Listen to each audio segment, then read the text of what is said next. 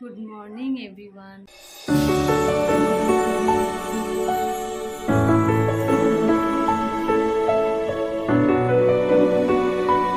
Audio Jungle. নমস্কার, কেমন আছেন? বর্ণালী লাইফস্টাইল ব্লগে আপনাদের স্বাগতম। এটা হচ্ছে বৃহস্পতিবারের ভিডিও।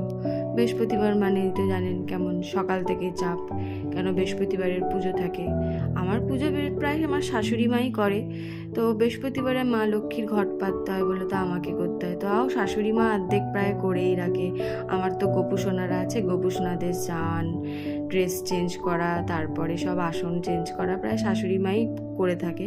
এবার বাদবাকি যেগুলো ঘট পাতা, ফুল দেওয়া, আমাদের গুরুদেব গুরুমা তাদেরকে সব আমি প্রত্যেক বৃহস্পতিবার আমি আমার গোপুসোনাদের গুরুদেব মা লক্ষ্মী নারায়ণের মালা পরাই। তো দেখুন আমি এই ফুল দিয়ে সাজালাম, মালা দিয়ে পরাচ্ছি আমার গোপুসোনাদের। তারপরে আমার এই মা লক্ষ্মীর ঘট পাচ্ছি। তো আমার সব ঠাকুর প্রায়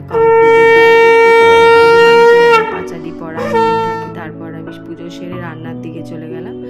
বৃহস্পতিবার নিরামিষ রান্না করেছিলাম, তো নিরামিষ বলতে আমরা ডিমের অমলেটও করেছিলাম, ডাল, আলু পোস্ত, উচ্ছে ভাজা। তো সকাল থেকেই সেদিন সারাদিন বৃষ্টি, তো রাত্রেবেলা কি করব ডিনারে, তো চিন্তা করলাম, তো ভাবলাম খিচুড়ি করে নিই। তো শর্টকাট পদ্ধতি একদম আমি খিচুড়িটা করলাম। রাত হয়ে গেছিলো, তো কিভাবে করবো একদম শর্ট প্রসেসে।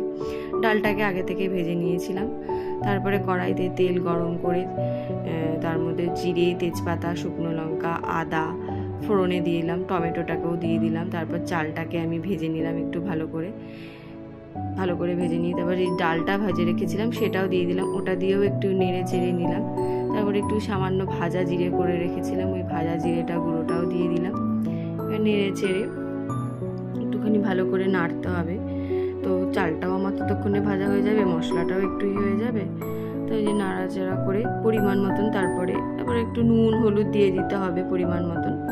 নুন হলুদ দিয়ে এবার আমি সেই পরিমাণ মতন আবার জল দিয়ে দিতে হবে, আন্দাজ মতন জলটা দিতে হবে। তা আমি 1 মগ জল দিয়েছিলাম। আমি ওই 1 কৌটো পুরোপুরি ডাল নিইনি, আর 1 কৌটো পুরোপুরি চালটা আমি নিইনি, গোবিন্দভোগ চালটা। তো আমি যে জল দিয়ে আমি ঢাকা দিয়ে দিলাম। এবার ওটা আস্তে আস্তে সেদ্ধ হবে ডালে চালে খিচুড়িটা। এই যে আমি আবার ঢাকনা খুলে আমি আবার সয়াবিন দিয়েছিলাম, সয়াবিনটাকে আলাদা সেদ্ধ করে ভেজে নিয়েছিলাম। তোমার প্রায় হয়েই গেছে খিচুড়িটা। সয়াবিনও দিয়ে দিলাম, নুন মিষ্টি দিয়ে দিলাম, লাস্টে গরম মশলা গুঁড়ো দিয়ে ঘি দিয়ে আমার খিচুড়ি রেডি। রাতের ডিনারটা দারুণ হলো, দেখতেও সুন্দর। আমার ভালো লাগলে লাইক, কমেন্ট